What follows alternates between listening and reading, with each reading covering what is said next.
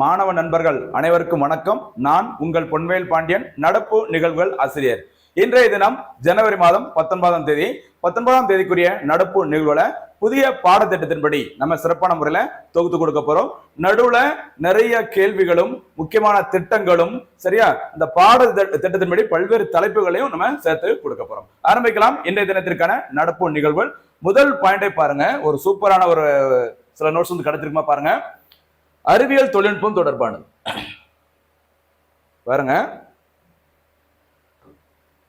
சூரிய ஆய்வு விண்கலன்கள். ஓகேவா? இது வந்து செட்டா ஒரு நோட்ஸ் வந்து கிடைச்சிருக்குது நமக்கு. பாருங்கம்மா, இதுல ஒரு 5 திட்டங்கள் இருக்குது. 5 திட்டங்களுமே பாத்தீங்கன்னா சூரியனை ஆய்வு செய்வதற்கான முக்கியமான சில திட்டங்கள். சரியா? அதுல ஃபர்ஸ்ட் திட்டம் நம்முடைய இஸ்ரோவின் திட்டம் ஆதித்யா L1 அப்படிங்கிற ஒரு திட்டம். சரியா?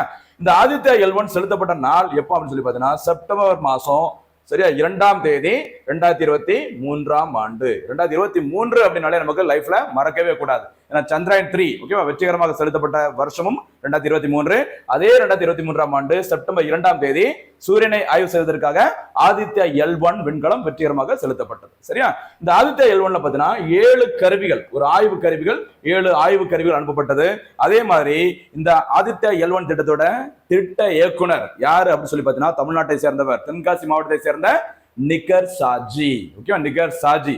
இஸ்ரோ அப்படின்னாலே திட்ட இயக்குநர்களை நிறைய பேர் தமிழ்நாட்டை சேர்ந்தவங்க இருக்கிறாங்க. உங்களுக்கு தெரிஞ்சிருக்கும். சந்திராயன் 1 அப்படின்னாலே மயில்சாமி அண்ணாதுரை அவர்கள் உங்களுக்கு ஞாபகம் வரணும். ஓகேவா? சந்திராயன் 2 அப்படின்னா வனிதா முத்தையன், சந்திராயன் 3 அப்படின்னா வீரமுத்துவேல். அந்த வரிசையில ஆதித்யா L1ல யார் இருக்கிறாங்க? நிகர் ஷாஜி ஃப்ரம் தென்காசி. கவனமா இருக்கு. சரிங்களா? ஓகே, அடுத்து பாருங்க. அடுத்து ஒரு 4 திட்டங்கள் இருக்கு சொல்லி பாருங்க. விண்ட் திட்டம். சரி, விண்ட்னா WIND, இது ஒரு ஷார்ட் ஃபார்ம். ஓகே, இந்த விண்ட் அப்படிங்கிறது 1994ல சரியா சூரியனை ஆய்வு செய்வதற்காக நாசாவினால் அனுப்பப்பட்ட ஒரு திட்டம். சரியா? அதே மாதிரி ஏஸ் திட்டம், ACE சரியா ACE அப்படிங்கிறதும் நாசாவினால் சூரியனை ஆய்வு செய்வதற்காக அனுப்பப்பட்ட திட்டம். ஆனா இந்த திட்டம் அனுப்பப்பட்ட ஆண்டு பார்த்தீங்கன்னா 1997. சரியா? வேணா பாருங்க, கடைசி திட்டத்தை பாருங்க. சோகோ திட்டம், SHO சோகோ அப்படிங்கிற திட்டம் 1995ல அனுப்பப்பட்டது. ஓகேவா? அதே மாதிரி இந்த சோகோ அப்படிங்கிற திட்டமானது நாசா மட்டும் இல்ல, அவங்க கூட சேர்ந்து ஐரோப்பிய விண்வெளி நிறுவனம் சரி யூரோப்பியன் ஸ்பேஸ் ஏஜென்சி 2 பேரும் சேர்ந்துதான் 1995ல இந்த திட்டத்தை ஆரம்பிச்சிருக்காங்க. ஓகேவா? அதே மாதிரி டிஸ்கவர் திட்டம். சரி, டிஸ்கவர் திட்டம் பாத்தீங்கன்னா அது நாசாவினால் அனுப்பப்பட்டது. இந்த டிஸ்கவர் அப்படிங்கிறது பாத்தீங்கன்னா எந்த ஆண்டு அனுப்பப்பட்டது? 1996. ஓகேவா? முக்கியமான ஒரு திட்டங்கள் 4 திட்டங்கள், நாசாவின் திட்டங்கள் சூரியனை ஆய்வு செய்வதற்கு. அதுல ஒன்னு விண்ட், அடுத்து ACE அப்படி சொல்ற திட்டம், அது டிஸ்கவர், அடுத்து சோகோ திட்டம். சரியா? அதெல்லாம் பழசா இருந்தா கூட கேட்க வாய்ப்புகள் இருக்குது. ஏன்னா இந்தியா வந்து ஒரு சரித்திர சாதனை படைச்சாங்க ஆதித்யா L1 மூலமாக. அதனால செட்டா கூட கேட்கலாம், பழசு அப்படின்னு நினைக்க வேண்டாம். சரியா? அதுக்குதான் சூரிய ஆய்வு விண்கலன்கள் அப்படிங்கிற மாதிரி சில திட்டங்களை சேர்த்து கொடுத்திருக்கோம். அதே மாதிரி சந்திராயன் நிலாவை ஆராய்வதற்கான திட்டங்கள் நம்ம ஏற்கனவே பார்த்திருக்கோம். ஞாபகம் இருக்காமா? சொல்ல பார்க்கலாம். நிலாவை ஆராய்வதற்கான முக்கியமான திட்டங்கள் எதெல்லாம் சொல்ல பார்க்கலாம். சந்திராயன் அப்படின்னாலே யாருடைய திட்டம் நமக்கு தெரிஞ்சிருக்கும். சந்திராயன் அப்படிங்கிறது இஸ்ரோவோட திட்டம். சரியா? இஸ்ரோ. அடுத்து அதே மாதிரி ஸ்லிம், SLIM ஸ்லிம் அப்படிங்கிறது யாருடைய திட்டம்? ஜப்பானோட திட்டம். சரியா? ஜப்பான் நாட்டு இந்த ஜக்ஸா நிறுவனத்தின் அந்த திட்டம். அடுத்து லூனா 25 அப்படிங்கிறது யாருடைய திட்டம்? ரஷ்யாவோட திட்டம். ஓகேவா? ரஷ்யா. அடுத்து சாங்கி சேர்த்து வாசிக்கும்போது சேஞ்சுன்னு இருக்கும். சாங்கி அப்படிங்கிறது சைனாவோட திட்டம். சரியா? பார்த்துக்கோங்க. இது எல்லாமே எதை ஆராயும் திட்டம்? நிலாவை ஆராய்வதற்கான பல்வேறு நாடுகளின் திட்டம். சந்திரன் அப்படிங்கிற இஸ்ரோ, ஸ்லிம் அப்படிங்கிற ஜப்பான், லூனா 25 அப்படிங்கிறது ரஷ்யா. இந்த லூனா 25 திட்டம் தோல்வியில் முடிவடைந்தது. ஸ்லிம் திட்டம் வெற்றிகரமாக அனுப்பப்பட்டது. அதே மாதிரி சாங்கி அப்படிங்கிற திட்டமும் சீனாவினால் வெற்றிகரமாக அனுப்பப்பட்டது. அதே மாதிரி சந்திராயன் 3 சூப்பராக வெற்றிகரமாக அனுப்பப்பட்டது. இது எல்லாமே நிலாவிற்கான ஆராய்ச்சி திட்டங்கள். இங்க பார்த்துட்டு இருக்க இந்த 5 பார்த்தீங்கன்னா சூரியனை ஆய்வு செய்வதற்கான முக்கியமான திட்டங்கள். கண்டிப்பா சொல்றேன், இந்த ஏரியா ரொம்ப ரொம்ப முக்கியமானது. ஓகேவா? அடுத்து போலாமா? இன்றைய தினத்திற்கான அடுத்த முக்கியமான செய்தி பாருங்கம்மா. பொருளாதார செய்திகள். எப்பவுமே பொருளாதார செய்திகளுக்கு ரொம்ப ரொம்ப முக்கியத்துவம் கொடுக்க நம்ம எப்பவுமே சொல்லுவோம். ஓகேவா? ஏன்னா 20 கேள்விகள் கேட்க போறோம் அப்படிங்கிற மாதிரி TNPSCயோட புதிய பாடத்திட்டத்துல அறிவிச்சிருக்கிறாங்க. சரியா? பாருங்க, ஒரு முக்கியமான அமைப்பை பத்தி பார்க்கலாம். நிறைய எக்ஸாம்பிள் இதை கேட்டுட்டே இருக்கிறாங்க. என்ன திட்டம், என்ன அமைப்புன்னு சொல்லி பாருங்க. FCI இந்திய உணவு கழகம். சரியா? ஃபுட் கார்பரேஷன் ஆஃப் இந்தியா இந்த அமைப்பு ரீசெண்டா செய்தியில வர்றதுக்கு காரணம் என்னன்னு சொல்லி பாருங்கம்மா. FCI எனப்படும் இந்திய உணவு கழகத்தின் 60வது ஆண்டு உருவாக்க தினம் கொண்டாடப்பட்டது. சரியா? நம்ம ஏற்கனவே சொல்லியிருக்கிறோம், ஏதோ ஒரு அமைப்பானது உருவாக்கப்பட்டு 25 ஆண்டுகள், 50 ஆண்டுகள், 60, 75, 100 இந்த மாதிரி வந்துச்சுன்னா அதை நோட் பண்ணிக்கோங்க. ரொம்ப ரொம்ப ஒரு முக்கியமான ஒரு விஷயமா இருக்கும் அது. ஓகேவா? ஃபுட் கார்பரேஷன் ஆஃப் இந்தியா உருவாக்கப்பட்டது பாருங்க ஜனவரி 14, 1965ஆம் ஆண்டு உருவாக்கப்பட்டது. சரியா? இந்த FCI தொடர்பான சட்டம் ஏற்றப்பட்டது 1964. சரியா? இந்திய உணவு அந்த சட்டம் 1964 படிதான் இந்தியாவுல இந்த ஃபுட் கார்பரேஷன் ஆஃப் இந்தியா அப்படிங்கிற அமைப்பு உருவாக்கப்பட்டது. உருவாக்கப்பட்ட நாள் பாருங்க கரெக்டா, பொங்கல் அன்னைக்கு. சார் ஜனவரி 14.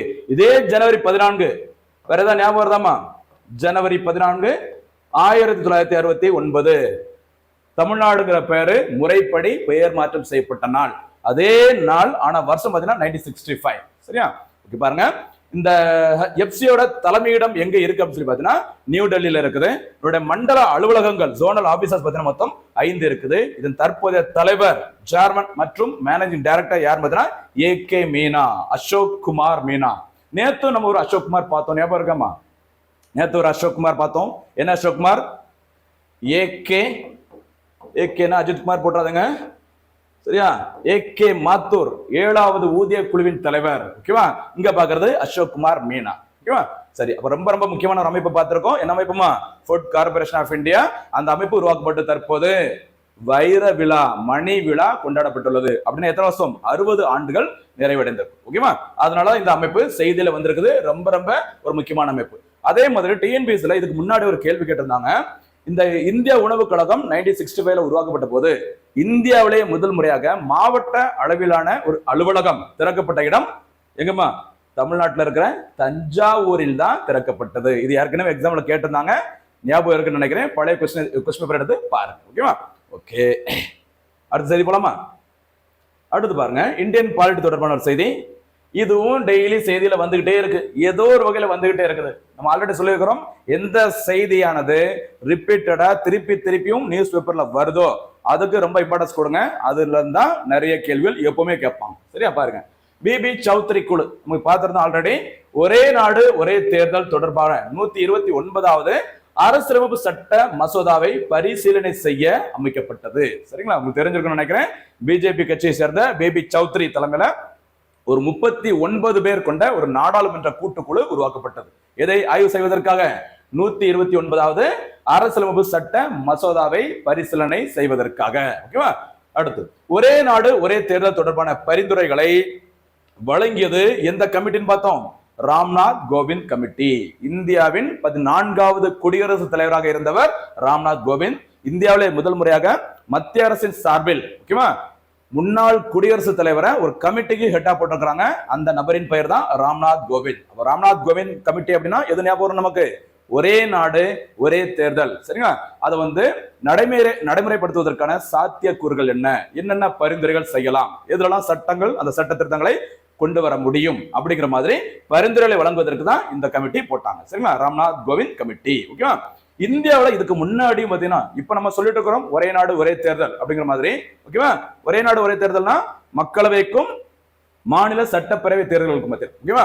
அந்த ஒரே நாடு ஒரே தேர்தல் பாத்தீங்கன்னா இதுக்கு முன்னாடி முதல் முறையாக தேர்தல் நடைபெற்ற 1951, 52, அடுத்து 57, 1962, கடைசியாக இந்தியாவில் ஒரே நாடு ஒரே தேர்தல் நடைமுறையில் இருந்த ஆண்டு 1967. சரி, இந்திரா காந்தி அவர்கள் பிரதமராக இருக்கும் போது. ஓகேவா? இந்த ஆண்டு தான் கடைசியாக ஒரே நேரத்துல அந்த தேர்தல் நடத்தப்பட்டது. மறுபடியும் அந்த மாதிரி ஒரே நாடு ஒரே தேர்தலை கொண்டு வருவதற்கு பரிந்துரைகள் வழங்கதான் ராம்நாத் கோவிந்த் கமிட்டி போட்டாங்க. அதற்கு அப்புறம் தான் இந்த மசோதா உருவாக்குறாங்க, 129வது மசோதா. அந்த மசோதாவை பரிசீலனை செய்வதற்காக தான் நாடாளுமன்ற கூட்டுக்குழு உருவாக்கப்பட்டது. அதுக்கு தலைவராக இருந்தவர் BB சௌத்ரி. கன்ஃபியூஸ் ஆயிடக்கூடாது, கவனமா இருக்கு. சரிங்களா? ஓகே, நெக்ஸ்ட் அடுத்து போலாமா? அடுத்து பாருங்க, முக்கிய அரசியலமைப்பு சட்ட திருத்தங்கள். ஓகேவா? நம்ம கடந்த நேற்றைய வீடியோ, ஜனவரி 18ஆம் தேதி வீடியோல பார்த்திருந்தோம். இந்த என்னது, தேர்தலில் போட்டியிடுவதற்கு மகளிருக்கு இடஒதுக்கீடு மசோதா. ஓகேவா? 128வது மசோதா 106வது அரசியலமைப்பு சட்ட திருத்தமாக மாற்றப்பட்டது. ஓகேவா? இப்போ நம்ம கடைசியாக நம்ம உருவாக்கப்பட்ட 101, 102 அதுல இருந்து 106 வரைக்கும் பார்க்க போறோம். சரியா? ஓகே, கவனமா இருங்கம்மா. ஃபர்ஸ்ட் ரொம்ப ரொம்ப முக்கியமானது 101. 101வது அரசியலமைப்பு திருத்த மசோதா சட்டம் 2016ஆம் ஆண்டு அறிமுகப்படுத்தப்பட்டது. சரிங்களா? அது எதனுடன் தொடர்புடையது உங்களுக்கு தெரிஞ்சிருக்கும். எதனுடன் தொடர்புடையமா? ஜிஎஸ்டி, சரக்கு மற்றும் சேவை வரி. ஓகேவா? கவனமா இருங்க. 2016ல சட்டம் கொண்டு வந்தாங்க. இந்த ஜிஎஸ்டி அறிமுகப்படுத்தப்பட்டது ஜூலை 1ஆம் தேதி 2017ஆம் ஆண்டு. அதற்கு காரணமான அந்த கான்ஸ்டிடியூஷனல் அமெண்ட்மெண்ட் ஆக்ட் எத்தனாவதுமா? 101வது. ஈஸியா ஞாபகம் வச்சுக்கலாம். எந்த ஒரு பொருளை வாங்கினாலும் இந்த 101 அப்படின்னாலே நமக்கு என்ன ஞாபகம் வரும்? 101 அப்படின்னாலே நம்ம மொய் அப்படின்னு சொல்லுவோம். சரி, எந்த ஒரு பொருளை வாங்குறதா இருந்தாலும் ஜிஎஸ்டிங்கிற பேர்ல நம்ம வந்து மொய் வைக்க வேண்டியது இருக்கு அரசாங்கத்திற்கு.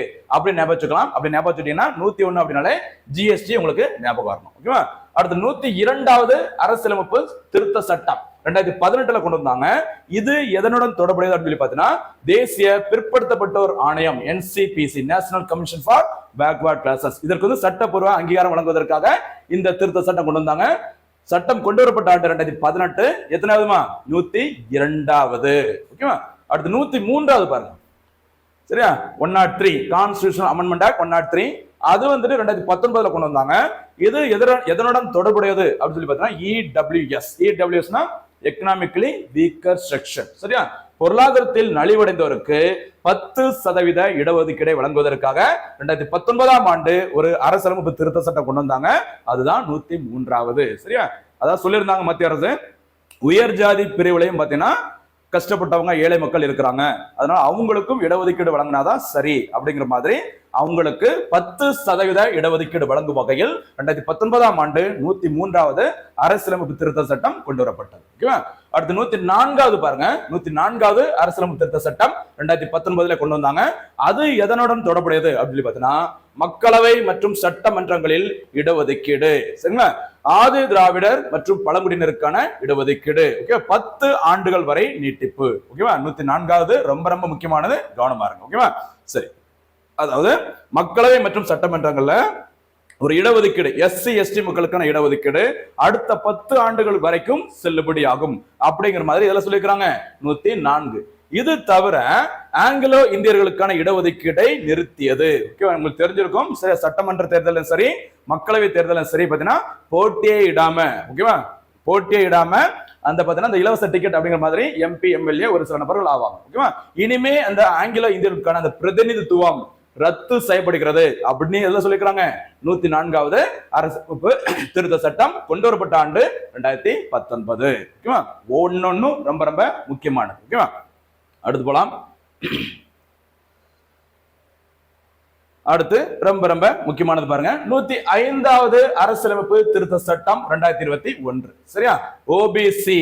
ஓகேவா? ஓபிசி அதர் பேக்வர்ட் கிளாஸஸ் சமூக மற்றும் கல்வியில் சரி கல்வி ரீதியாக பின்தங்கிய வகுப்பினரை அங்கீகரிப்பதற்கான மாநில அரசுகளின் அதிகாரத்தை, இந்த வார்த்தை முக்கியம், ஞாபகம் வச்சுக்கோங்க. ஓபிசி சமூக கல்வி ரீதியாக பின்தங்கிய வகுப்பினரை அங்கீகரிப்பதற்காக அடையாளம் காணுவதற்கான உரிமை யாருக்கும் உண்டு? மாநில அரசுகளுக்கும் உண்டு அப்படிங்கிற மாதிரி ஒரு அரசியலமைப்பு திருத்த சட்டம் கொண்டு வரப்பட்டது 2021ஆம் ஆண்டு. எத்தனையாவது? 105வது. சரிங்களா? அடுத்து இதுதான் கடைசியாக கொண்டு வரப்பட்டது 106வது அரசியலமைப்பு திருத்த சட்டம் கொண்டு வரப்பட்ட ஆண்டு 2023. இதை பத்தி தான் கடந்த வீடியோல நம்ம ஃபுல் டீடைலா பார்த்திருந்தோம். சரியா? அதுல பாத்தீங்கன்னா மக்களவை மற்றும் மாநில சட்டப்பேரவைகளில், நேத்தான் ஸ்பெல்லிங் தப்பா இருந்தது, கொஞ்சம் கவனமா இருக்குமா. மக்களவை மற்றும் மாநில சட்டப்பேரவைகளில் பெண்களுக்கு சரியா 33% இடஒதுக்கீடு தொடர்பானது எது? 106வது அரசியலமைப்பு திருத்த சட்டம். கவனமா இருங்க, ரொம்ப ரொம்ப முக்கியமானது. சரியா? இதுதான். அதுவே 100வது சொல்ல பார்க்கலாம். கான்ஸ்டிடியூஷனல் அமெண்ட்மெண்ட் ஆக்ட் எதனுடன் தொடர்புடையது? இந்தியா வங்கதேசம் இடையிலான அந்த எல்லைகள் பகிர்வு. சரி, சில கிராமங்களை நீ வச்சுக்கோங்க, சில இடங்களை நான் வச்சுக்கிறேன் அப்படிங்கிற மாதிரி ஒரு எல்லைகள் வந்து பகிர்வதற்காக, ஓகேவா, இந்தியா வங்கதேசம் இடையே கொண்டு வரப்பட்டது எதுமா? 100வது அரசியலமைப்பு திருத்த சட்டம். இது எப்படி ஞாபகம் சொல்லியிருந்தோம்? ஞாபகம் இருக்கா? இன்டர்நேஷனல் கிரிக்கெட்ல சரி கிரிக்கெட்ல டெஸ்ட் மேட்சா இருக்கட்டும், 2020 இருக்கட்டும், ஒன் டே மேட்சா இருக்கட்டும், இந்த 3 வடிவத்திலையும் பார்த்தீங்கன்னா கிரிக்கெட்ல இன்டர்நேஷனல் கிரிக்கெட்ல சதத்தில் சதம் செஞ்சுரியிலே செஞ்சுரி அடித்த முதல் வீரர் ஒரே வீரர் சச்சின் டெண்டுல்கர். சரி, அந்த சச்சின் டெண்டுல்கர் வந்து அவருடைய 100வது செஞ்சுரிய, ஓகேவா, 100வது செஞ்சுரிய யாருக்கு எதிராக அடிச்சிருப்பாரு? வங்கதேசம், பங்களாதேஷுக்கு எதிராக அடிச்சிருப்பார். அப்படி ஞாபகம் வச்சுக்கலாம். சரி, செஞ்சுரியிலே செஞ்சுரி 100வது அரசியல் திருத்த சட்டம் எதனுடன் தொடர்புடையது? இந்தியா வங்கதேசம் எல்லைகள் பகிர்வு. ஓகேவா? இதுதான் முக்கியமான அரசியலமைப்பு திருத்த சட்டங்கள். எப்பவுமே ஞாபகம் வச்சுக்கோங்க, மறந்துடாது. அடுத்து போலாமா? இப்படிதான் நம்ம கொடுத்துட்டு இருக்கோம். ஒவ்வொரு வீடியோலையும் பார்த்தீங்கன்னா அந்த புதிய பாடத்திட்டத்தின்படி சப்ஜெக்ட் ஓரியன்டா எதெல்லாம் ஃபியூச்சர்ல கேட்க வாய்ப்புகள் இருக்குதோ அதை தேடி பிடிச்சு எடுத்து கொடுத்துருக்கோம். தயவுசெய்து பயன்படுத்திக்கும். சரியா? ஓகே. அடுத்து தமிழ்நாடு தொடர்பான ஒரு செய்தி. ஆனா பக்கத்துல இருக்க அண்டை நாடு இலங்கை தொடர்பான ஒரு செய்தி கவனமா இருக்கு. திருவள்ளுவர் கலாச்சார மையம். சரியா?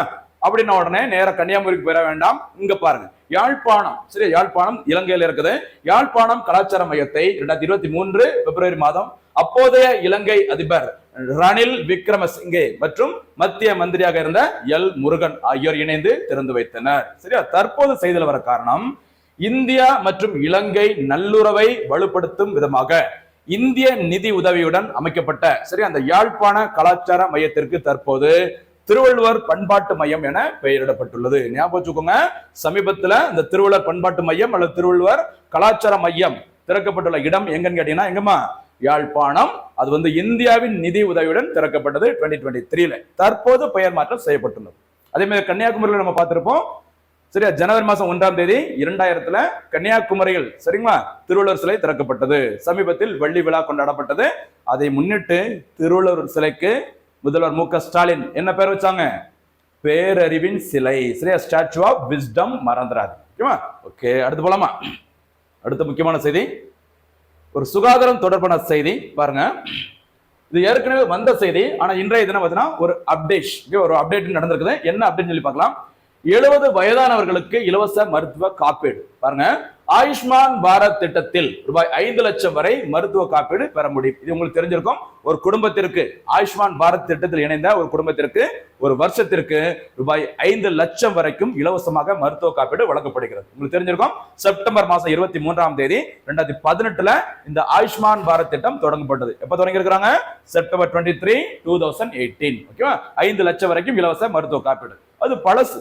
இதுல ரீசன் என்ன நடந்திருக்குன்னு சொல்லி பாத்தீங்கன்னா, இந்த ஆயுஷ்மான் பாரத் திட்டத்தின் மூலமாக ஏழை எளிய மக்களுக்கு இலவசமாக மருத்துவ காப்பீடு வழங்கப்படுகிறது. கடந்த அக்டோபர் 2024 சரிங்களா இந்த திட்டம் விரிவுபடுத்தப்பட்டது. எப்படி விரிவுபடுத்திருக்காங்க அப்படின்னு பாருங்க. இதன்படி 70 வயது அல்லது 70 வயதிற்கு மேற்பட்ட அனைவருக்கும் சரிங்களா எந்த ஒரு பாகுபாடும் இல்லாம, எந்த ஒரு ப்ரூஃபும் இல்லாம, ஓகேவா, எதுவுமே தேவையில்ல, பிரதான் மந்திரி ஆயுஷ்மான் பாரத் திட்டத்தின் மூலம் இலவச மருத்துவ காப்பீடு வழங்கப்படுகிறது. சரிங்களா? எந்த ஒரு டாக்குமெண்ட் எதுவுமே தேவையில்லை. ஏஜ் மட்டும் உங்களுக்கு என்ன வயசு தெரிஞ்சா போதும். அதுக்கு என்ன ஏஜ் கொடுத்திருக்காங்க? 70 மற்றும் 70 வயதிற்கு மேல். ஓகேவா? தனியார் காப்பீட்டு நிறுவனங்களில் காப்பீடு எடுத்துள்ள முதியவர்களும் இந்த திட்டத்தில் தங்களை இணைய அனுமதிக்கப்படுகிறது. சரியா? ஓகே. அடுத்து போலாமா? அதே மாதிரி இந்த விஸ்வகர்மா திட்டம் சரியா குல தொழிலை கட்டாயப்படுத்துகிறது அப்படிங்கிற மாதிரி சில கூற்றுகள்லாம் சொல்லியிருந்தாங்க. அது உண்மையா பொய்யா அப்படின்னு சொல்லி விசாரிப்பதற்காக தமிழ்நாடு அரசு ஒரு கமிட்டி போட்டிருந்தாங்க. அந்த கமிட்டியின் தலைவராக இருந்தது தமிழ்நாடு மாநில திட்டக்குழுவின் துணைத் தலைவரான ஜே ஜெயரஞ்சன் அவர்கள். ஓகேவா? அடுத்த திட்டம் போலாமா? அடுத்த திட்டம்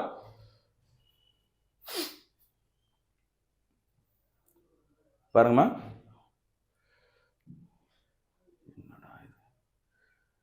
அடுத்து முக்கியமான ஸ்கீம் பாருங்க, ஸ்வாமித்வா திட்டம். சரியா? ஸ்வாமித்வா திட்டம் மத்திய அரசினால் கடந்த 2020ஆம் ஆண்டு தொடங்கப்பட்டது. ஓகேவா? 2020 தொடங்கி இருக்கிறாங்க, கரெக்டா COVID-19 டைம்ல. ஓகேவா? கிராமங்களில் இந்த வார்த்தையை ஞாபகம் வச்சுக்கோங்க. கிராமங்களில் உள்ள நிலப்பகுதிகளை ட்ரோன்கள், ஆளில்லா விமானங்கள் மற்றும் புவிசார் தகவல் அமைப்பு தொழில்நுட்பம் மூலம் வரைபடம் உருவாக்கப்பட்டு உரிமையாளர்களுக்கு சொத்துரிமை அட்டை வழங்கும் திட்டம். சரியா?